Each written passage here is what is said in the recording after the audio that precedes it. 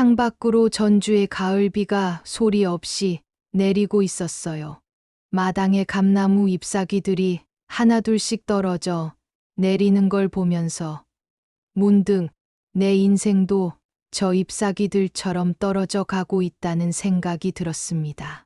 67세, 나이가 이렇게 많아졌는데도 아직 모르는 게 많았어요. 특히 옆에서 40년 넘게 함께 살고 있는 저 사람에 대해서 말입니다. 한도윤, 내 남편, 아니, 이제는 남편이라고 부르기도 어색한 그 사람. 부엌에서 설거지를 하면서 거실에 앉아 신문을 읽고 있는 도윤 씨를 힐끗 쳐다봤어요. 71세가 된 그의 어깨는 예전보다 많이 구부정해졌고 머리카락도 하얗게 변해 있었습니다. 하지만 여전히 나와는 말 한마디 제대로 나누지 않는 사이였어요. 왜 내 인생은 늘 침묵뿐이었을까요? 언제부터였을까? 이렇게 차가운 집안 분위기가 당연한 것처럼 여겨지게 된 건. 그런데 오늘은 뭔가 달랐어요. 평소보다 일찍 들어온 도윤 씨의 모습에서 이상한 기운이 느껴졌습니다. 신문을 들고 있지만 실제로는 읽지 않고 있는 것 같았고 자주 한숨을 내쉬더군요. 그때 도윤 씨가 갑자기 신문을 내려놓으면서 작은 소리로 중얼거렸어요. 시간이 얼마 안 남았구나. 무슨 말인지 알 수 없었지만 그의 목소리에서 평소와는 다른 무거움이 느껴졌습니다. 마치 무엇인가 중대한 결정을 내린 사람의 목소리 같았어요. 다음 날 아침도 여느 때와 다를 바 없이 시작되었어요. 새벽 6시에 일어나서 된장찌개를 끓이고 김치를 꺼내고 계란을 부쳐냈습니다. 40년 넘게 반복해온 일상이었어요. 하지만 이날 아침은 평소와 조금 달랐어요. 도윤 씨의 모습에서 뭔가 불안한 기색이 보였거든요. 세수를 할 때도 거울을 오래 들여다보더니 자신의 얼굴을 만져보기도 했습니다. 밥 차려놨다고 부르자 도윤 씨가 천천히 나왔습니다. 평소보다 걸음걸이가 무겁고 느려 보였어요. 식탁에 마주 앉았지만 여전히 우리 사이에는 보이지 않는 벽이 있었습니다. 밥 드시라고 했더니 그냥 응하고 답했어요. 그게 전부였습니다. 더 이상 할 말도 하고 싶은 말도 없었어요. 언제부터인가 우리 부부의 대화는 이런 식이 되어버렸습니다. 도윤 씨는 묵묵히 밥을 먹으면서 가끔 창밖을 바라봤어요. 뭔가 생각에 잠긴 것 같았지만 나에게 털어놓을 생각은 전혀 없어 보였습니다. 나 역시 굳이 물어볼 마음이 없었고요. 그런데 이상했어요. 평소 같으면 밥을 빨리 먹고 나가는 도윤 씨가 그날은 계속 젓가락을 놓지 않고 있었어요. 밥알 몇 개를 입에 넣고는 멍하니 앉아 있더군요. 무슨 일인지 궁금했지만 40년간의 습관 때문에 쉽게 말을 걸 수가 없었어요. 우리 부부는 이미 서로에게 관심을 갖지 않는 것이 당연해진 사이였거든요. 식사를 마친 도윤 씨는 평소처럼 회사에 간다고 했지만 현관에서 한참을 서성이더군요. 뭔가 말하고 싶은 듯한 표정이었는데 결국 아무 말 없이 나갔어요. 혼자 남은 식탁에서 설거지를 하면서 생각해 봤습니다. 언제부터 이렇게 됐을까요? 처음부터 이랬던 건 아니었는데 결혼 초기만 해도 우리는 그럭저럭 평범한 부부였어요. 도윤 씨는 작은 건설업체를 운영했고 나는 집안일을 돌보며 아이들을 키웠습니다. 큰아들 지훈이가 태어나고 3년 뒤 딸 소영이까지 낳으면서 그나마 행복한 가정을 꾸려가고 있다고 생각했어요. 신혼 때의 도윤 씨는 나름대로 다정한 남편이었거든요. 꽃을 사다 주기도 하고 가끔은 외식을 하자고 제안하기도 했어요. 물론 대단한 로맨스는 아니었지만 그래도 부부다운 모습이 있었습니다. 하지만 아이들이 초등학교에 들어갈 무렵부터 뭔가 이상했습니다. 도윤 씨가 자주 늦게 들어오기 시작했고, 전화도 몰래 받곤 했어요. 처음엔 일 때문이라고 생각했는데, 시간이 지날수록 확신이 서더군요. 다른 여자가 있다는 걸. 그 징조들은 하나씩 늘어갔어요. 갑자기 생긴 잦은 야근, 주말 출근, 수상한 전화 통화, 그리고 무엇보다 나를 바라보는 시선이 달라졌어요. 예전에는 그래도 아내를 보는 눈빛이 있었는데, 어느 순간부터는 그냥 함께 사는 사람을 보는 시선이 되어버렸어요. 그 뒤로 계속됐어요. 10년, 20년, 30년. 도윤 씨의 여자 관계는 끊이질 않았습니다. 물론 대놓고 바람을 피우는 건 아니었지만 여자의 직감이라는 게 있잖아요. 늦은 귀가, 수상한 전화, 갑자기 생긴 외출 약속들. 모든 게 다 티가 났어요. 몇 번 추궁해 본 적도 있었습니다. 어디 다녀오는 거냐고 물으면 일 때문이라고 하더군요. 무슨 일이 그렇게 늦냐고 다시 묻면 알 필요 없는 일이니까 묻지 말라고 차갑게 대답하곤 했어요. 그런 시기였어요. 화가 나서 소리를 지르기도 했고 울면서 매달린 적도 있었습니다. 하지만 도윤 씨는 한 번도 솔직하게 대답해 준 적이 없었어요. 오히려 더 차갑게 대하며 벽을 쌓더군요. 그러면서도 집은 나가지 않았어요. 이혼하자는 말도 하지 않았고, 나 역시 체면과 아이들 때문에 참고 살았습니다. 그렇게 40년이 흘렀어요. 이제는 화도 안 나고 슬프지도 않았습니다. 그냥 무감각해졌어요. 같은 집에 살고 있지만 남남 같은 느낌. 그게 우리 부부의 현실이었습니다. 하지만 오늘 아침 도윤 씨의 모습에서는 뭔가 다른 게 느껴졌어요. 평소의 냉담함과는 다른, 마치 무엇인가 결심을 하고 있는 듯한 분위기였거든요. 도윤 씨가 나간 후 나는 평소처럼 집안일을 했어요. 빨래를 돌리고 청소를 하고 오후에는 마트에 장을 보러 갔습니다. 40년 동안 반복해온 일상이었지만 그날은 왠지 마음이 불안했어요. 마트에서 만난 아파트 부녀회장 김 씨 부인이 인사를 건넸어요. 안부를 묻더니 갑자기 도윤 씨 이야기를 꺼내더군요. 요즘 많이 야위어 보인다면서 괜찮냐고 물어봤어요. 순간 가슴이 철렁했어요. 다른 사람들도 도윤 씨의 변화를 눈치채고 있었던 거군요. 나이가 들어서 그런 것 같다고 대답했지만 김 씨 부인은 건강검진이라도 받아보라고 조언하더군요. 우리 나이가 되면 언제 어떤 일이 생길지 모른다면서 말이에요. 김 씨 부인의 말을 들으니 더욱 불안해졌어요. 평소 도윤 씨에게 별 관심이 없었는데 다른 사람이 지적하고 나니까 그제야 신경이 쓰이더군요. 집에 돌아와서 거울을 보며 생각해 봤어요. 나도 67세가 되어 주름이 많이 늘었고 머리도 하얗게 변했어요. 도윤 씨와 나, 우리 모두 이제 노인이 되었구나 싶었습니다. 오후 내내 도윤 씨의 최근 모습들이 머릿속을 스쳐갔어요. 평소보다 밥을 적게 먹는 것, 자주 화장실에 가는 것, 가끔 아픈 듯한 표정을 짓는 것들. 나는 왜 그런 변화들을 무시하고 살았을까요? 아마 40년간 쌓인 원망과 무관심 때문이었을 거예요. 이 사람이 아프든 안 아프든 내 알바가 아니라고 생각했던 거죠. 하지만 막상 다른 사람이 지적하고 나니 뭔가 놓치고 있는 것 같아서 불안했어요. 그러고 보니 최근 한 달 사이에 도윤 씨가 많이 변했더군요.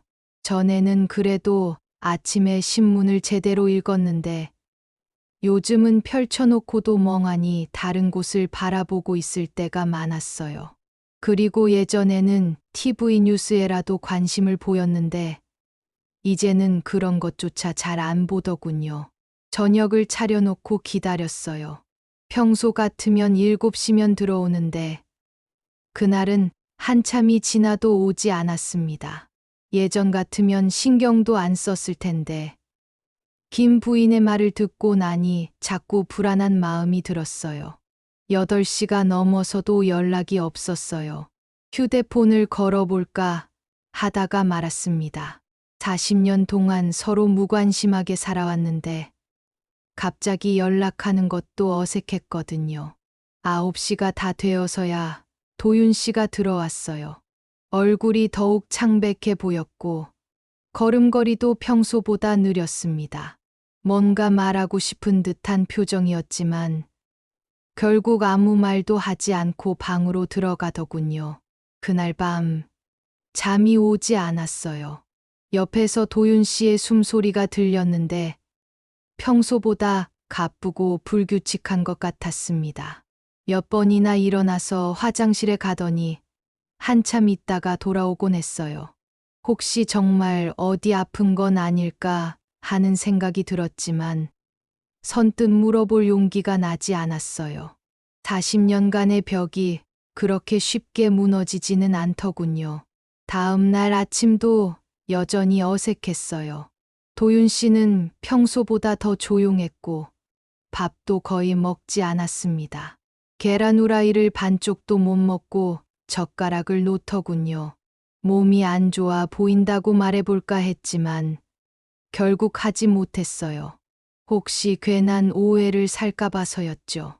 40년 동안 서로에게 무관심했던 사람이 갑자기 걱정한다고 하면 도윤 씨도 어색해할 것 같았거든요.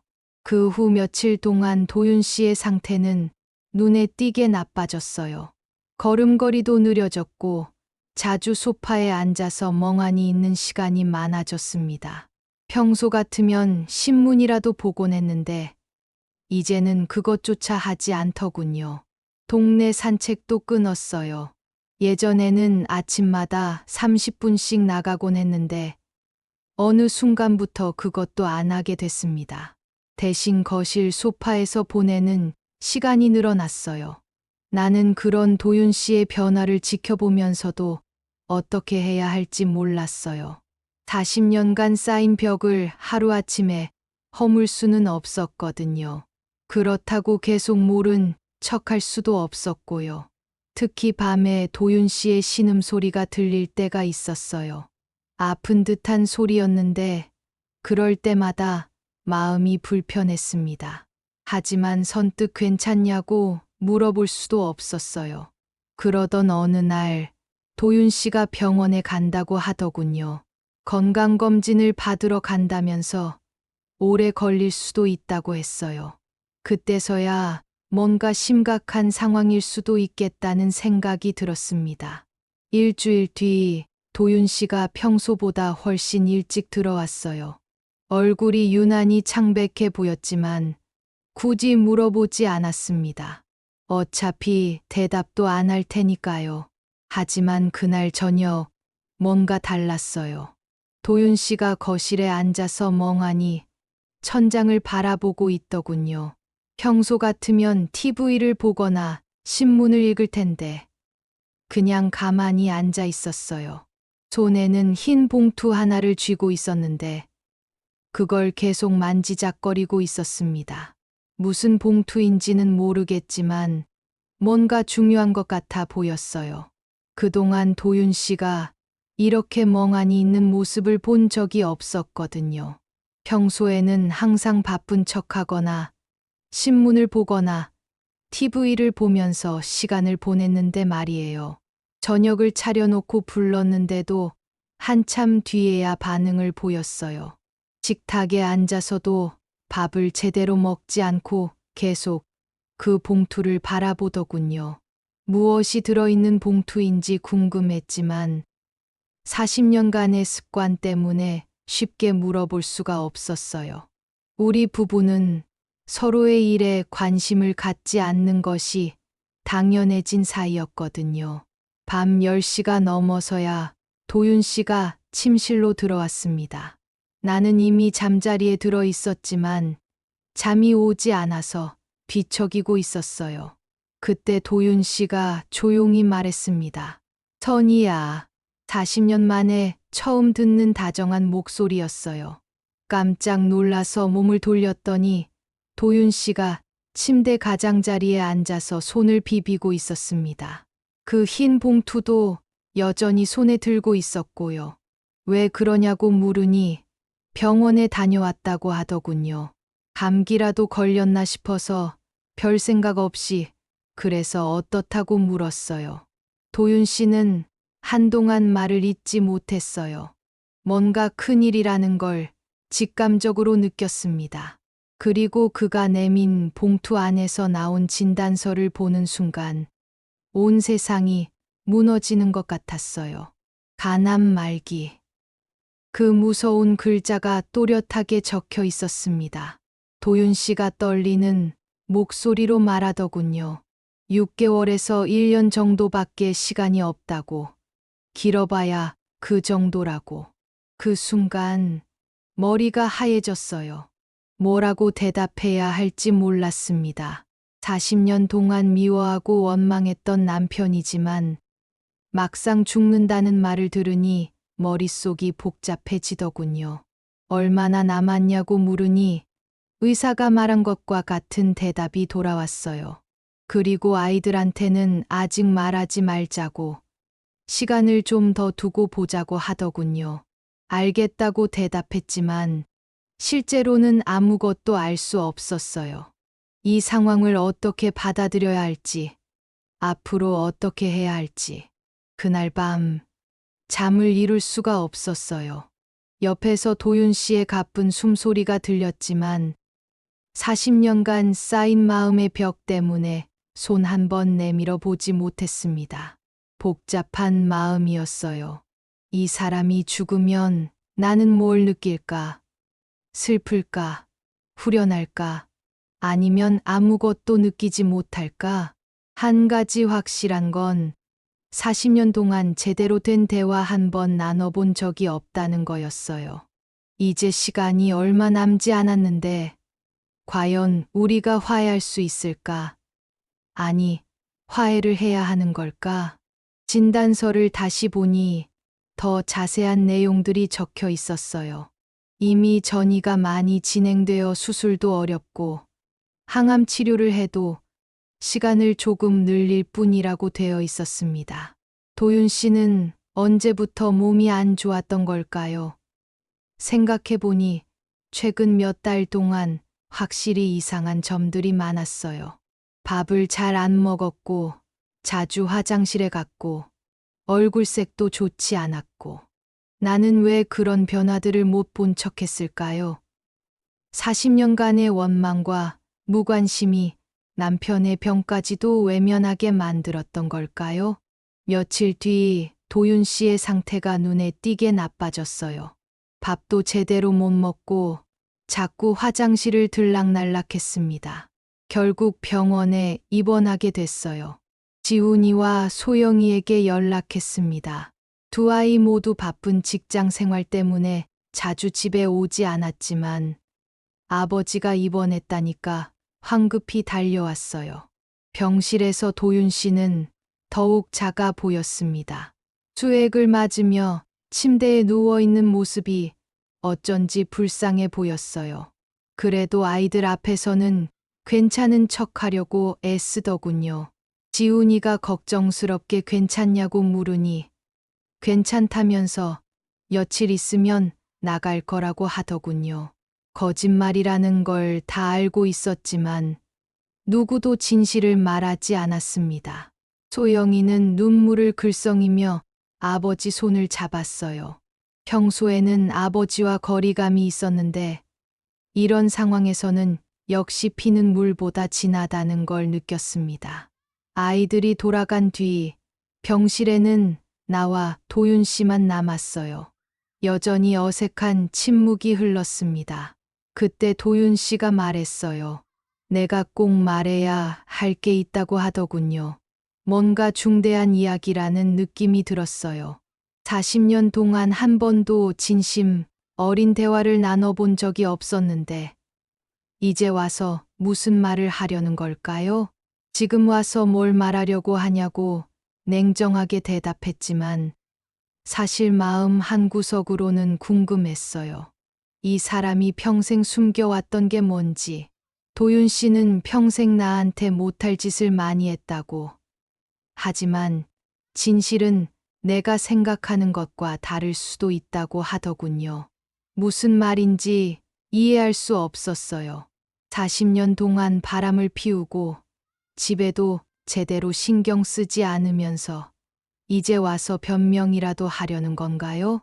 무슨 진실이 있냐고 물으니 도윤 씨는 천장을 바라보며 긴 한숨을 내쉬었어요. 죽기 전에 꼭 말해야 한다고. 그래야 내가 나를 이해할 수 있을 거라고 하더군요. 이해라니요. 40년 동안 바람을 피우고 집안을 돌보지 않은 남편을 뭘 이해하라는 건가요? 화가 치밀어 올랐지만 병실이니까 소리를 지를 수도 없었어요. 말하고 싶으면 하라고. 하지만 지금까지 한 번도 진실을 말한 적 없으면서 죽는다고 해서 갑자기 믿을 거라고 생각하지는 말라고 했어요. 도윤 씨는 슬픈 미소를 지었어요. 그래도 말해야 한다고. 나만이라도 진실을 알아야 한다고 하더군요. 다음 날 도윤 씨는 본격적으로 이야기를 시작했어요. 30년 전 우리가 30대 후반이었던 때로 거슬러 올라가는 이야기였습니다. 내가 운영하던 건설업체가 부도가 났던 거 기억하냐고 물어보더군요. 기억했어요. 그때가 1993년이었나? 도윤 씨의 사업이 갑자기 어려워졌던 시기였습니다. 밤낮으로 걱정하며 돈을 구하러 다니던 모습이 생생했어요. 기억한다고 대답했더니 그때 진 빚이 5억이었다고 하더군요. 1993년에 5억이니까 지금으로 치면 20억도 넘는 돈이었다고 했어요. 그런 큰 돈이었다는 건 몰랐어요. 도윤 씨는 집에서 구체적인 얘기를 하지 않았거든요. 그 돈을 갚지 못하면 우리 가족이 다 길거리로 나앉을 상황이었다고 하더군요. 지훈이는 초등학교 6학년, 소영이는 4학년이었는데 애들 학교도 못 보낼 판이었다고. 도윤 씨의 목소리가 떨리기 시작했어요. 은행에서는 담보가 없다고 돈을 안 빌려줬고 친구들은 다 피했다고 하더군요. 자체업체에서는 이자가 너무 높아서 빌렸다가는 평생 갚을 수 없을 상황이었다고. 그래서 어떻게 해결했냐고 물었더니 도윤 씨는 한동안 말을 잇지 못했어요. 뭔가 말하기 어려운 내용인 것 같았습니다. 그때 나를 도와준 여자가 있었다고 하더군요. 역시 여자 얘기였어요. 화가 치밀어 올랐지만 끝까지 들어보기로 했습니다. 누구냐고 물으니 건설업계에서 일하던 여자였다고 해요. 부동산 투자를 많이 하는 돈이 꽤 있는 사람이었다고 하더군요. 그래서 그 여자가 돈을 빌려준 거냐고 물었더니 빌려준 게 아니라 거래를 했다고 하더군요. 무슨 거래냐고 물으니 그 여자의 요구를 들어주는 조건으로 돈을 받았다고 했어요. 순간 무슨 말인지 알 것 같았어요. 하지만 차마 믿고 싶지 않았습니다. 무슨 요구냐고 다시 물으니 도윤 씨는 고개를 푹 숙였어요. 몸을 파는 거였다고, 그 여자의 남자가 되어주는 거였다고 하더군요. 충격이었어요.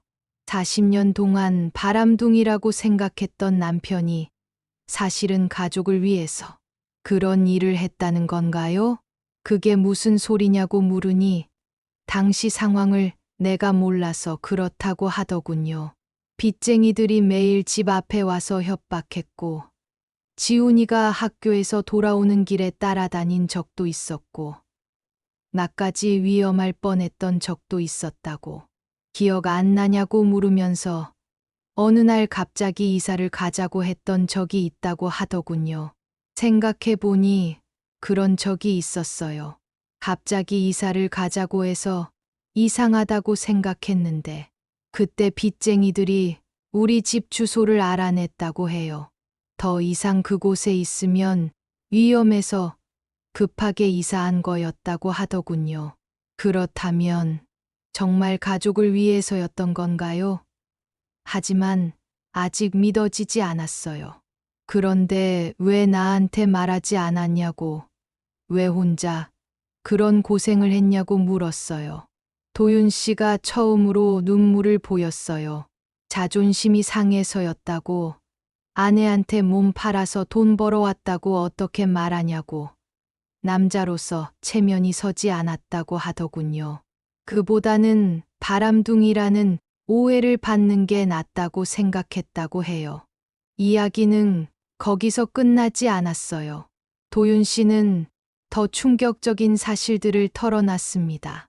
그 뒤로도 2번 더 그런 일이 있었다고 하더군요. 2번 더냐고 물으니 지훈이가 건축 사무소를 차릴 때 그때 초기 자금이 필요했다면서요. 지훈이가 독립할 때의 일이었어요. 3천만 원 정도의 목돈이 필요했는데 도윤 씨가 어디서 구해왔는지 궁금했었거든요. 그때도 그런 방법으로 돈을 구했냐고 물으니 그렇다고 하더군요. 그때는 40대 후반이었는데 정말 힘들었다고. 하지만 지훈이 꿈을 포기시킬 수는 없었다고 했어요. 그리고 또 언제냐고 물으니 소영이 결혼할 때라고 하더군요. 예식 비용하고 신혼집 전세금 때문이었다고. 소영이 결혼할 때는 5천만 원 정도가 들었어요.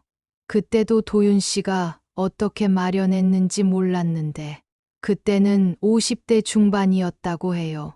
솔직히 말하면 그때가 제일 힘들었다고. 나이도 들고 자존심도 바닥났다고 하더군요. 도윤 씨의 목소리가 완전히 떨리고 있었어요. 하지만 소영이가 행복해하는 모습을 보니까 그래도 잘했다는 생각이 들었다고 해요. 너무 충격적이어서 말이 안 나왔어요. 40년 동안 바람둥이라고 생각했던 남편이 실제로는 가족을 위해 그런 희생을 했다는 게 그럼 진짜 바람을 피운 건 아니었냐고 물으니 바람이야 맞다고 하더군요. 다른 여자들과 관계를 가진 거니까. 하지만 사랑해서가 아니라 돈 때문이었다고, 가족 때문이었다고. 그때서야 이해가 되기 시작했어요. 도윤 씨가 왜 그렇게 차갑게 대했는지, 왜 진실을 말하지 않았는지, 왜 나한테 한 번도 말하지 않았냐고. 나라도 이해해 주려고 노력했을 텐데 왜 그랬냐고 물었어요. 도윤 씨가 고개를 저었어요. 어떻게 말하냐고. 남편이 아내한테 몸 팔아서 생활비 벌어온다고 어떻게 말하냐고. 그건 남자로서 할 수 없는 말이었다고 하더군요. 그래서 차라리 나쁜 남편으로 남는 걸 택했냐고 물으니 그렇다고 해요. 내가 나를 미워하는 게 진실을 알고 동정하는 것보다 나았다고. 적어도 자존심은 지킬 수 있었다고. 눈물이 났어요. 40년 동안 얼마나 원망했는데 이 사람은 사실 가족을 위해서 자신의 모든 것을 희생하고 있었던 거였어요. 정말 바보라고 왜 혼자서만 그런 고생을 했냐고 말했더니 미안하다고 정말 미안하다고 하더군요. 하지만 다른 방법이 없었다고. 그게 가족을 지키는 유일한 방법이었다고. 그런데 이야기는 거기서 끝나지 않았어요. 도윤 씨는 더 자세한 내용들을 말해줬거든요. 첫 번째로 그런 일을 했을 때는 정말 절망적이었다고 해요. 은행마다 다니면서 대출을 신청했지만 모두 거절당했고 지인들에게 도움을 요청했지만 다들 피하더라고요. 그때 건설업계에서 만난 그 여자가 도움을 주겠다고 했는데 조건이 있었다고 해요. 처음엔 거절했지만 빚쟁이들이 우리 집까지 찾아와서 협박하는 걸 보고는 어쩔 수 없었다고. 그 여자는 40대 중반의 부동산 투자업자였는데 남편이 없어서 외로웠다고 해요. 도윤 씨 같은 가정적인 남자가 마음에 들었던 모양이에요. 처음에는 일주일에 2번 정도 만나는 조건이었다고 해요. 저녁에 식사를 하고 함께 시간을 보내는 그런 관계였다고 하더군요. 도윤 씨는 그럴 때마다 죽고 싶었다고 해요. 집에 돌아와서 나와 아이들을 볼 때마다 자신이 더러워진 것 같아서 견딜 수가 없었다고. 그래서 점점 차가워졌던 거구나 싶었어요. 나를 피하고 아이들과도 거리를 두려고 했던 이유를 알 것 같았어요. 두 번째는 지훈이 때문이었다고 해요. 지훈이가 대학을 졸업하고 건축사무소를 차리고 싶다고 했을 때 초기 자금이 필요했거든요. 그때는 다른 여자였다고 해요. 30대 후반에 이혼한 여성이었는데 역시 부동산업에 종사하는 사람이었다고. 건설업계는 좁아서 그런 사람들을 만나기 쉬웠나 봐요. 그 여자는 더 적극적이었다고 해요. 아예 동거를 제안하기도 했지만 도윤 씨는 거절했다고. 대신 정해진 시간에만 만나기로 했다고 하더군요. 그때가 가장 힘들었다고 해요. 지훈이는 아버지가 자신의 꿈을 지지해 준다고 좋아했는데 사실 아버지는 그런 방법으로 돈을 구하고 있었으니까요. 세 번째는 소영이 결혼할 때였다고 해요. 예식장 비용, 혼수, 신혼집 전세금까지. 당시로는 큰 돈이었거든요. 그때는 50대 중반이었는데 사실 그런 관계를 갖기에는 나이가 많았다고 해요. 하지만 소영이의 행복을 위해서는 어쩔 수 없었다고. 그 여자는 20대 후반의 젊은 여성이었는데 나이 차이가 많이 나서 더욱 힘들었다고 해요. 하지만 돈이 많은 사람이어서 소영이 결혼 비용을 모두 해결할 수 있었다고. 도윤 씨는 그때마다 집에 돌아와서 나를 볼 수가 없었다고 해요. 자신이 더러워진 것 같아서, 부끄러워서. 그래서 점점 더 차가워졌던 거라고 하더군요. 도윤 씨는 지훈이와 소영이에게도 진실을 말하기로 결심했어요. 이틀 뒤 두 아이가 함께 병원에 왔을 때 도윤 씨는 떨리는 목소리로 모든 이야기를 털어놨습니다. 처음에 지훈이는 믿지 않았어요. 무슨 말씀이냐면서 그런 말씀하시면 안 된다고 하더군요. 도윤 씨는 거짓말할 이유가 뭐 있겠냐고. 이제 시간이 얼마 안 남았는데 왜 거짓말을 하겠냐고 하더군요. 소영이는 눈물부터 흘렸어요. 정말이냐고, 정말 우리 때문에 그런 일을 했냐고 물으면서 말이에요. 그렇다고 너희들이 굶지 않게 하려면 다른 방법이 없었다고 도윤 씨가 대답했어요. 지훈이는 한동안 말을 하지 못했어요. 자신의 사업 자금 때문에 아버지가 그런 고생을 했다는 사실을 받아들이기 어려웠을 거예요. 왜 말씀 안 하셨냐고. 자기가 사업을 포기했으면 되는 건데 왜 그러셨냐고 지훈이가 물었어요. 도윤 씨는 지훈이의 꿈을 포기시킬 수는 없었다고. 아빠는 제대로 된 교육을 못 받았지만 지훈이만큼은 하고 싶은 일을 하면서 살았으면 좋겠었다고 하더군요. 소영이도 울면서 말했어요. 자기도 몰랐다고. 제 결혼식 때문에 그런 일을 하셨다니. 도윤 씨는 소영이가 예쁜 드레스 입고 행복해하는 걸 보니까 정말 뿌듯했다고. 그게 아빠 인생에서 가장 보람된 순간 중 하나였다고 했어요. 그날 병실은 온 가족의 눈물바다가 됐어요. 40년 동안 오해했던 모든 것들이 한순간에 무너져 내렸습니다. 지훈이가 아버지 손을 잡으면서 죄송하다고, 그동안 아버지를 잘못 생각했다고 말했어요. 도윤 씨는 미안하다고 할 거 없다고, 아빠가 진실을 말하지 않았으니까 오해할 수밖에 없었다고 하더군요. 소영이도 다가와서 아버지를 안았어요. 이제라도 알게 돼서 그래도 다행이라고, 아빠가 얼마나 우리를 사랑하는지 알게 됐다고. 그때 도윤 씨가 나를 바라봤어요. 내가 가장 많이 힘들었을 거라고. 40년 동안 바람둥이 남편 때문에 얼마나 고생했겠냐고 하더군요. 이제 와서 그런 말 하지 말라고. 나도 당신을 너무 미워하면서 살았다고 대답했어요. 그날 밤 오랜만에 가족이 함께 시간을 보냈어요. 지훈이는 아버지께 그동안 못다 한 이야기를 털어놨고, 소영이는 손주들 사진을 보여드리면서 할아버지 자랑을 했습니다. 뒤늦게나마 진짜 가족이 된 기분이었어요. 하지만 시간은 많지 않았어요. 도윤 씨의 상태는 날마다 나빠지고 있었거든요. 이야기를 하는 것만으로도 많이 지쳐하더군요. 지훈이는 그날부터 거의 매일 병원에 왔어요. 아버지와 함께 보낼 시간이 얼마 없다는 걸 알았기 때문이죠. 그동안 제대로 대화를 나눠본 적이 없었는데, 이제라도 아버지와 가까워지고 싶었던 것 같아요. 소영이도 마찬가지였어요.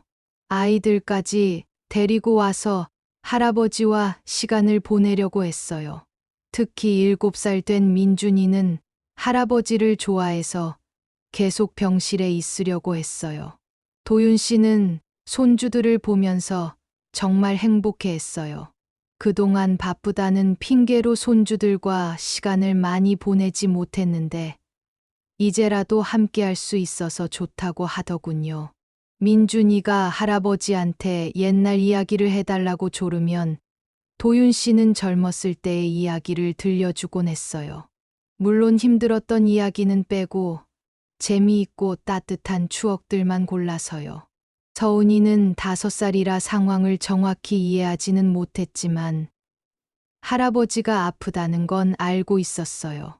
그래서 자기가 그린 그림을 가져와서 할아버지께 선물하기도 했어요. 그런 손주들의 모습을 보면서 도윤 씨는 자주 말했어요. 이런 시간을 더 일찍 가졌어야 했는데 그동안 너무 많은 시간을 낭비했다고. 하지만 나는 그렇게 생각하지 않았어요. 비록 늦었지만 이제라도 진실을 알고 서로를 이해할 수 있게 된 것만으로도 감사했거든요. 병실에서 밤을 새우게 됐어요. 아이들은 집에 돌아가고 나 혼자 도윤 씨와 함께 남았습니다. 40년 만에 처음으로 진솔한 대화를 나눴어요. 도윤 씨가 평생 나에게 못한 게 많다고 하더군요. 그만하라고, 이제 다 알았으니까 그만하라고 했어요. 아니라고, 끝까지 들어달라고 하더군요. 왜 그렇게 차갑게 대했는지 내가 알아야 한다고. 도윤 씨는 침대에서 일어나 앉으면서 계속 말했어요. 매번 그런 일을 하고 집에 돌아올 때마다 나를 볼 수가 없었다고 해요. 자신이 더러운 일을 하고 온 것 같아서 내 앞에서 당당할 수가 없었다고. 그래서 일부러 피했냐고 물으니 그렇다고 하더군요. 차라리 나쁜 남편으로 생각하게 만들어서 나라도 마음 편하게 살게 하고 싶었다고. 나를 사랑하면서 고통받는 것보다 미워하면서 살아가는 게 낫다고 생각했다고 해요. 하지만 그건 잘못된 생각이었다고. 나는 40년 동안 정말 외로웠다고 말했어요. 미안하다고, 정말 미안하다고 하더군요. 하지만 달리 방법을 몰랐다고 해요. 그때 내가 처음으로 마음을 열었어요. 나도 당신을 너무 미워하면서 살았다고. 정말 많이 원망했다고 말했어요. 왜 나만 고생하게 만드냐고, 왜 다른 집 남편들처럼 못하냐고. 도윤 씨의 눈에서 눈물이 흘러내렸어요. 그 마음을 다 알았다고. 내가 밤에 혼자 우는 소리도 들었고, 전화로 언니한테 하소연하는 것도 알았다고 하더군요. 그때마다 가슴이 찢어지는 것 같았다고. 그럼 왜 그냥 진실을 말하지 않았냐고 물으니 자존심이라고. 그게 다였다고 해요. 남자의 쓸데없는 자존심 때문에 우리 가족을 40년 동안 불행하게 만든 거라고. 이제 와서 그런 말 해도 소용없다고. 40년이 지나버렸는데 무슨 소용이냐고 말했어요. 도윤 씨가 내 손을 잡았어요. 40년 만에 처음으로 따뜻하게 손을 잡았습니다. 늦었지만 이제라도 용서해 줄 수 있냐고 하더군요. 오랫동안 생각했어요. 40년간 쌓인 원망과 분노가 하루아침에 사라질 수는 없었지만 이 사람이 실제로는 가족을 위해 모든 걸 희생했다는 걸 알고 나니 마음이 달라졌습니다. 용서할 거라고. 하지만 조건이 있다고 말했어요. 뭔데? 하고 물으니까 남은 시간 동안은 정말 부부처럼 살아보자고. 40년 동안 못 해본 진짜 부부 생활을 해보자고 말했어요. 도윤 씨가 고개를 끄덕였어요. 고맙다고. 정말 고맙다고 하더군요. 그날 밤 처음으로 도윤 씨의 어깨에 기대어 잠이 들었습니다. 40년 만에 평온한 잠이었어요. 하지만 그 평온함도 오래 가지 못했어요. 다음 날 아침 도윤 씨의 상태가 더욱 악화된 게 눈에 보였거든요. 얼굴색이 더 나빠졌고 숨 쉬는 것도 힘들어 하더군요. 의사 선생님이 회진을 돌면서 말씀하시길 이제 집으로 모시고 가는 게 좋겠다고 하시더군요. 병원에서 할 수 있는 치료는 거의 다 했다고. 남은 시간을 가족들과 함께 보내는 게 환자에게도 좋겠다고. 그 말을 듣는 순간 정말 시간이 얼마 남지 않았다는 걸 실감했어요. 40년 동안 원망만 했는데 이제 막 화해했는데 이렇게 빨리 헤어져야 한다니. 지훈이와 소영이에게 연락했더니 둘 다 즉시 달려왔어요. 의사 선생님 말씀을 듣고는 아버지를 집으로 모시고 가기로 결정했습니다. 집으로 돌아오는 길에 도윤 씨가 차창 밖을 오래 바라보더군요. 마치 마지막으로 세상을 보는 것처럼. 그런 표정이었어요. 집에 도착해서 침대에 눕히고 나니 도윤 씨가 안도의 한숨을 쉬었어요. 역시 집이 편하다고, 병원보다 훨씬 마음이 놓인다고 하더군요. 그날부터 나는 도윤 씨를 24시간 돌봤어요. 40년 동안 제대로 된 아내 노릇을 못했으니까 이제라도 제대로 해보고 싶었거든요.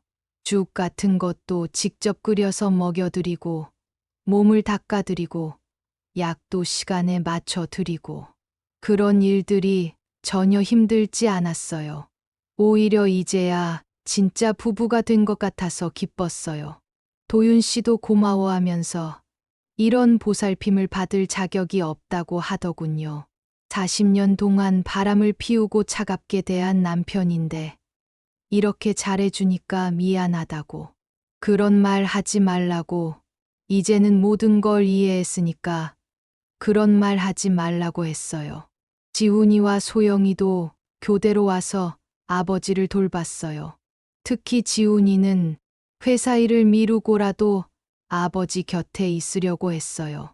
그동안 아버지와 제대로 된 대화를 나눠본 적이 없었는데 이제라도 많은 이야기를 나누고 싶었던 것 같아요. 소영이는 아이들까지 데리고 와서 할아버지가 손주들과 시간을 보낼 수 있게 해줬어요. 민준이와 서은이는 할아버지가 아픈 줄 알면서도 계속 재미있는 이야기를 해주려고 노력했어요. 그런 손주들을 보면서 도윤 씨는 정말 행복해했어요. 자기 때문에 가족들이 고생했는데 이렇게 좋은 손주들까지 생겼다니 너무 감사하다고 하더군요. 밤에는 나 혼자서 도윤 씨를 돌봤어요. 가끔 잠꼬대처럼 중얼거리는데 미안하다는 말을 자주 했어요. 꿈속에서도 나한테 사과하고 있는 것 같았어요. 그런 모습을 보면서 정말 마음이 아팠어요. 이 사람이 40년 동안 얼마나 괴로웠을까. 가족을 위해서 그런 일을 하면서도 아내에게는 오해를 받고 살아야 했으니까 얼마나 힘들었을까. 어느 날 밤 도윤 씨가 갑자기 눈을 뜨더니 내 손을 잡았어요. 그리고는 정말 행복하다고, 마지막에라도 진짜 부부가 될 수 있어서 정말 행복하다고 하더군요. 나도 그렇다고 40년을 돌아가서 다시 살 수는 없지만 이제라도 진실을 알 수 있어서 다행이라고 말했어요. 그때 도윤 씨가 말했어요. 다음 생이 있다면 처음부터 솔직한 남편이 되겠다고. 절대로 아내를 오해하게 만들지 않겠다고. 다음 생에도 만나자고. 그때는 처음부터 서로를 믿고 살자고 대답했어요. 퇴원 후 우리는 정말 새로운 부부가 되려고 노력했어요. 도윤 씨는 경세가 악화되고 있었지만 남은 시간을 알차게 보내려고 했습니다. 첫 번째로 한 일은 여행이었어요. 40년 동안 단 한 번도 제대로 된 여행을 가본 적이 없었거든요. 강원도 속초로 2박 3일 여행을 떠났습니다.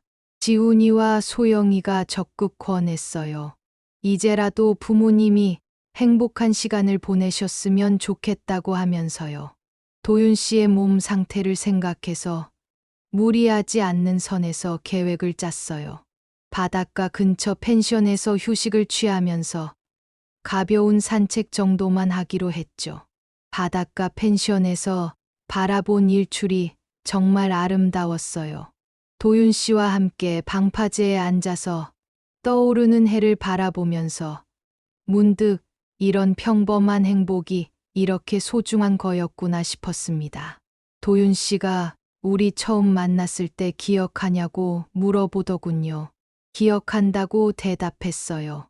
1975년 봄이었다고, 친구 소개로 미팅에서 만났다고, 그때 내가 정말 예뻤다고, 하얀 원피스 입고 머리를 뒤로 묶고 있었다고 하더군요.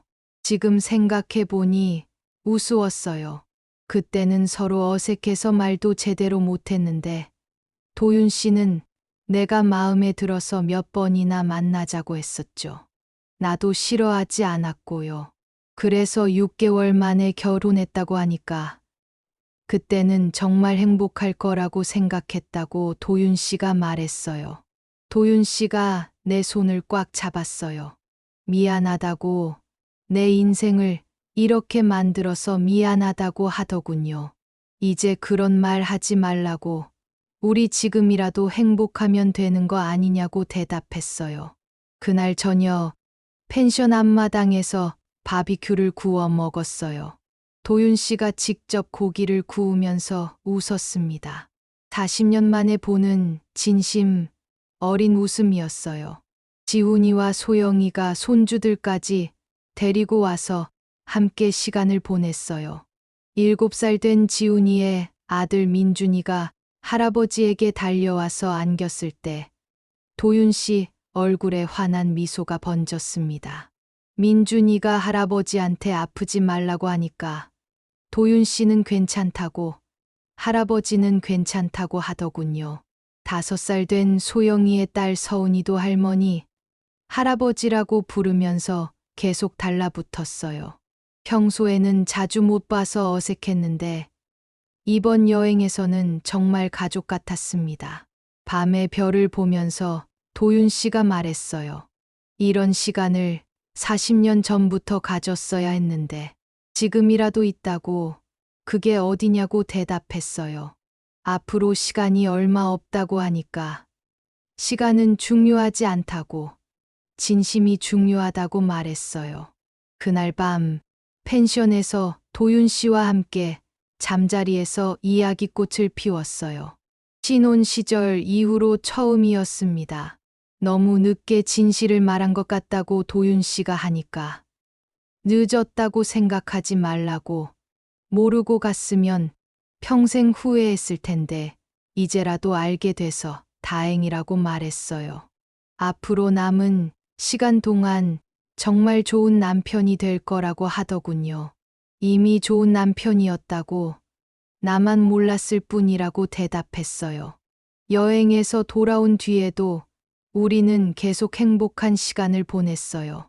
아침마다 함께 공원을 산책하고 저녁에는 손을 잡고 동네를 걸었습니다. 40년 동안 해보지 못했던 평범한 부부의 일상이었어요. 동네 사람들도 신기해했어요. 아파트 관리사무소의 박 반장이 인사하면서 요즘 두 분이 정말 다정해 보인다고 하더군요. 그러게 말이라고 이제야 진짜 부부 된 것 같다고 대답했습니다. 도윤 씨는 매일 병원 치료를 받으면서도 최대한 밝게 지내려고 노력했어요. 나 역시 남은 시간을 소중히 보내고 싶었습니다. 하지만 시간은 빠르게 흘러갔어요. 도윤 씨의 몸은 눈에 띄게 약해지고 있었고, 걷는 것조차 힘들어하기 시작했어요. 그래도 우리는 포기하지 않았어요. 집 안에서라도 함께 시간을 보내려고 노력했고, 작은 일상들을 소중히 여겼어요. 도윤 씨가 좋아하는 음식을 만들어주고, 함께 옛날 사진을 보면서 추억을 나누고, 손주들이 올 때마다 행복한 시간을 보냈어요. 겨울이 깊어갈수록 도윤 씨의 상태는 점점 악화됐어요. 12월 들어서는 거의 침대에서 일어나지 못할 정도가 되었습니다. 병원에서 집으로 모시고 와서 마지막 시간을 함께하기로 했어요. 지훈이와 소영이도 번갈아가며 아버지를 돌봤습니다. 그 마지막 며칠 동안 우리 집에는 평생 없던 따뜻함이 있었어요. 가족들이 모두 모여서 도윤 씨를 돌보면서 정말 사랑하는 가족의 모습을 보였거든요. 지훈이는 아예 휴가를 내고 아버지 곁에 있었어요. 그동안 제대로 된 대화를 나눠본 적이 없었는데 마지막 순간에라도 아버지와 많은 이야기를 나누고 싶었던 것 같아요. 소영이도 아이들을 맡기고 매일 왔어요. 아버지의 손을 잡고 옛날 이야기를 들려드리면서 늘 감사했다고 말씀드렸어요. 손주들도 할아버지가 많이 아프다는 걸 알고는 조용히 있으려고 노력했어요. 민준이는 할아버지께 자기가 그린 그림을 보여드리면서 빨리 나으시라고 말했어요. 서은이는 할아버지 손을 잡고 가만히 앉아 있곤 했어요. 도윤 씨는 그런 손주들을 보면서 정말 행복해 했어요. 자신 때문에 가족들이 고생했는데 이렇게 좋은 손주들까지 볼 수 있어서 감사하다고 하더군요. 어느 날 새벽 도윤 씨가 갑자기 의식이 또렷해졌어요. 며칠 전부터 거의 말을 하지 못했는데 그날은 눈빛도 맑아 보였습니다. 나를 부르면서 와보라고 하더군요. 침대 옆에 앉자 도윤 씨가 내 손을 잡았어요. 손이 많이 차가워져 있었습니다. 고마웠다고, 정말 고마웠다고 하더군요. 무슨 고마운 일이 있었다고 그러냐고 물으니 40년 동안 우리 집안을 지켜줘서 고맙다고, 자신이 그렇게 못된 남편이었는데도 끝까지 곁에 있어줘서 고맙다고 하더군요. 눈물이 쏟아졌어요. 나도 고마웠다고, 가족을 위해서 그렇게 희생해줘서 고마웠다고 대답했어요. 사랑했다고, 늘 나 하나만 사랑했다고 하더군요. 다른 여자들과 있을 때도 마음은 항상 내게 있었다고, 안다고, 이제 다 안다고 대답했어요. 미안하다고, 너무 늦게 말해서 미안하다고 하더군요.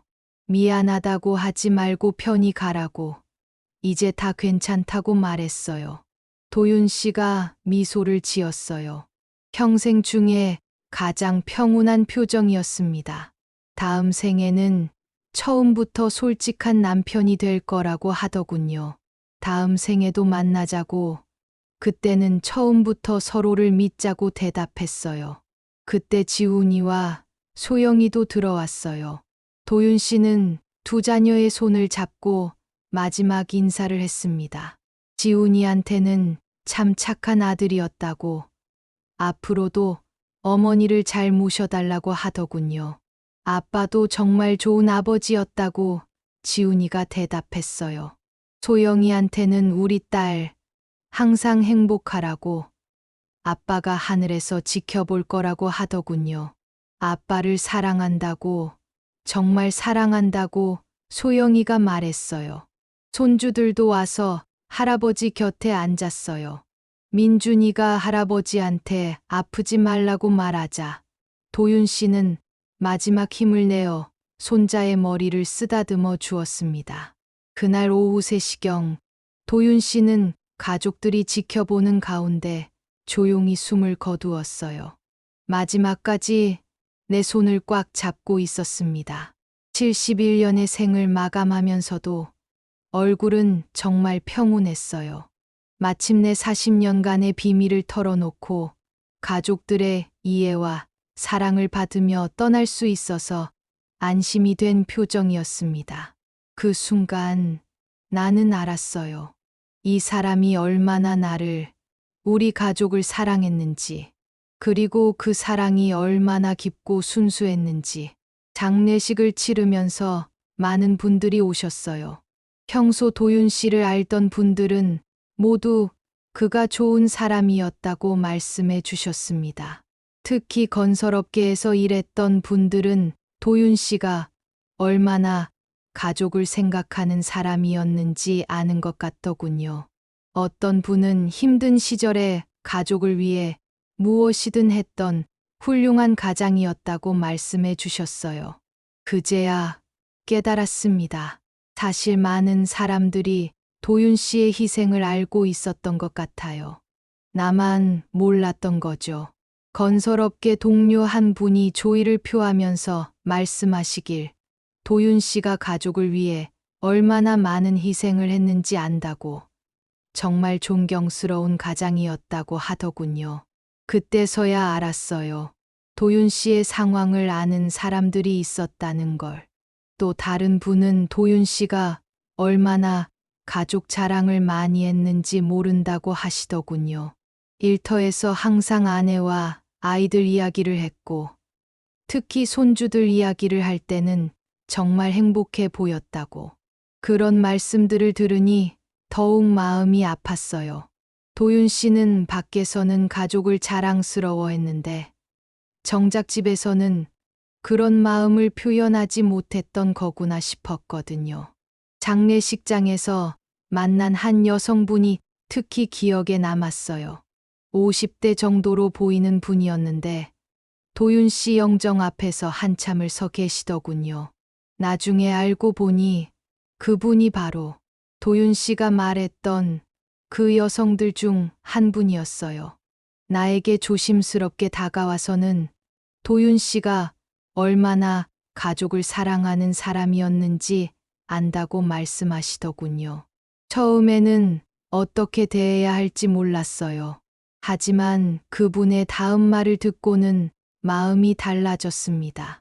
그분 말씀이 도윤 씨와 함께 있는 동안 단 한 번도 가족에 대한 사랑을 의심해 본 적이 없다고, 항상 아내와 아이들 이야기만 했고, 정말 어쩔 수 없는 상황이었다는 걸 누구보다 잘 안다고 하시더군요. 그리고는 미안하다고, 자신도 어려운 상황이어서 도움을 주긴 했지만 도윤 씨가 얼마나 괴로워했는지 안다고 말씀하시더군요. 그 순간 나는 그분을 원망할 수 없었어요. 오히려 고마웠어요. 우리 가족이 어려울 때 도움을 주신 거니까요. 장례식이 끝나고 집에 돌아왔을 때 빈 집이 너무 조용했어요.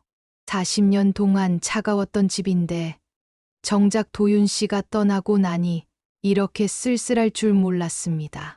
지훈이가 어머니가 저희 집에서 같이 살면 안 되냐고 제안했지만 거절했어요. 이 집에서 도윤 씨의 추억과 함께 살고 싶었거든요. 매일 아침 도윤 씨가 앉았던 거실 소파를 바라보면서 생각해요. 40년 동안 오해 속에서 살았지만 마지막 몇 달은 정말 행복했다고.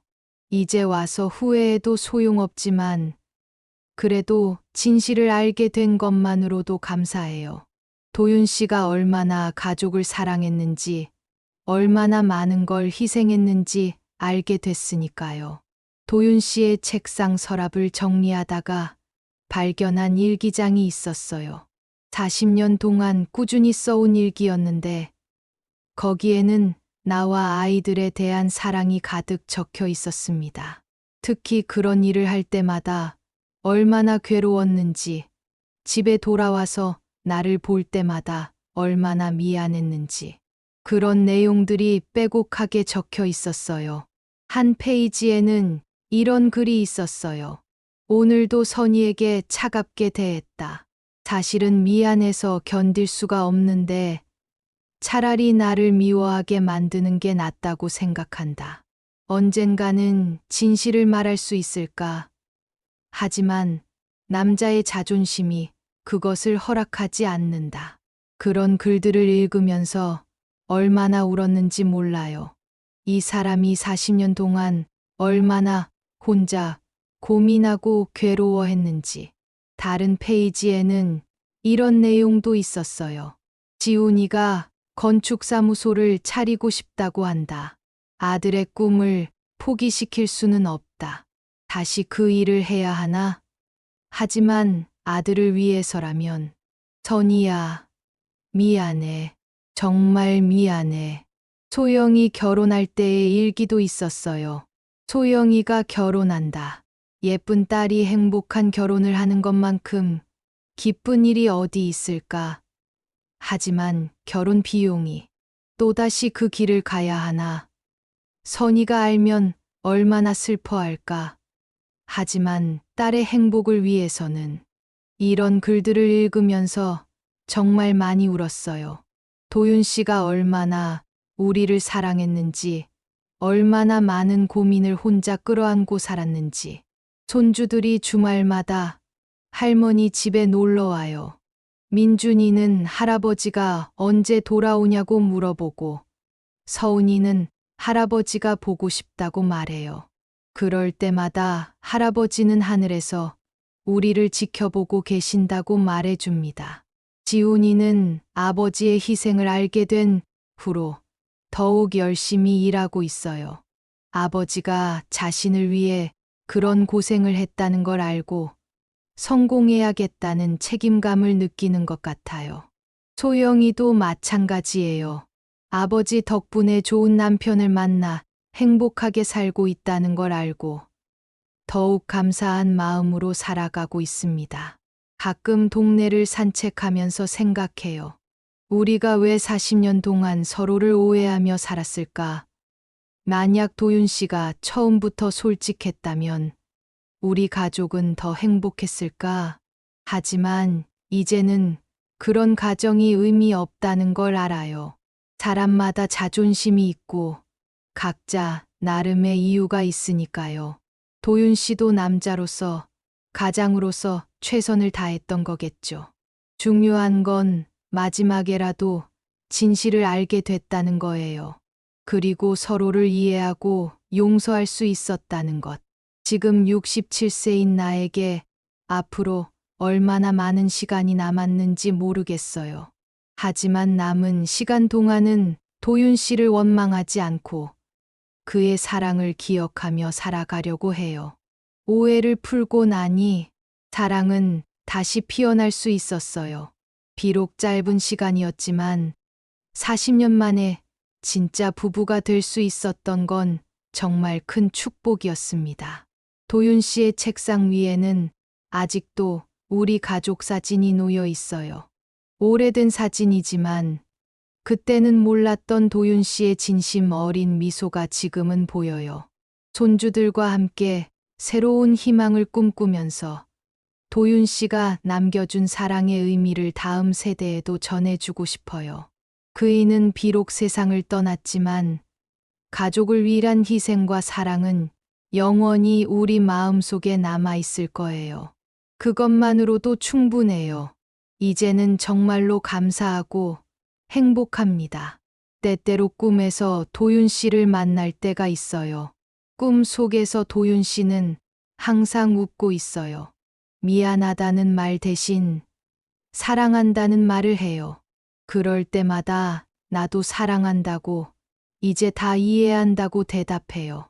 40년간의 오해 끝에 찾아온 진실. 그리고 그 진실이 가져다 준 용서와 사랑.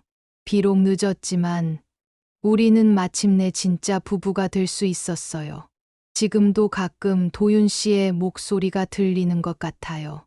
고맙다고, 정말 고맙다고, 나도 고맙다고, 당신을 만나서 고마웠다고 대답하고 싶어요. 40년의 오해도, 그 끝에 찾아온 진실도, 모든 것이 우리 사랑의 일부였으니까요. 사람은 살아가는 동안 수많은 오해와 침묵 속에 시간을 흘려보내곤 합니다. 말하지 못한 상처, 표현하지 못한 마음 때문에 가까운 사이일수록 더 멀어질 때가 있습니다. 하지만 결국 시간이 지나 남는 것은 서로를 향한 진심 어린 마음 아닐까요? 도윤님과 선희님 부부는 무려 40년이라는 세월 동안 오해와 원망 속에 살아왔습니다. 그러나 인생의 마지막 순간에 마침내 진실을 마주하게 되었고, 그동안 감춰졌던 희생과 사랑을 알게 되었습니다. 늦게 찾아온 화해였지만 그 짧은 시간만큼은 누구보다 깊고 따뜻했습니다. 긴 세월의 공백조차 덮어버릴 만큼 값진 순간이었지요. 우리 삶도 다르지 않을 겁니다. 내일이 당연한 듯 생각되지만 언제 어떻게 끝이 올지는 아무도 모릅니다. 그래서 오늘 이 순간이 더욱 소중합니다. 곁에 있는 사람에게 마음을 전하고 아직 풀지 못한 오해가 있다면 조금 더 용기를 내어 다가가야 하지 않을까요? 사랑은 때로 늦게 피어나기도 하지만 진심으로 나누어진 사랑은 결코 헛되지 않습니다. 그것이야말로 우리가 가슴 깊이 새겨야 할 삶의 교훈일 것입니다. 결국 남는 것은 집도 재산도 명예도 아닌 함께한 기억과 서로를 향한 진실한 마음뿐입니다. 오늘 이야기가 우리에게 전하는 메시지도 바로 그것일 겁니다. 늦게 핀 사랑도 분명히 사랑이었다는 것. 그리고 그 사랑은 남은 사람들의 마음속에서 오래도록 빛나며 살아간다는 것 말입니다. 오늘도 저의 이야기를 들어주셔서 감사합니다. 다음에도 더 감동적인 이야기로 찾아뵙겠습니다. 안녕히 계세요.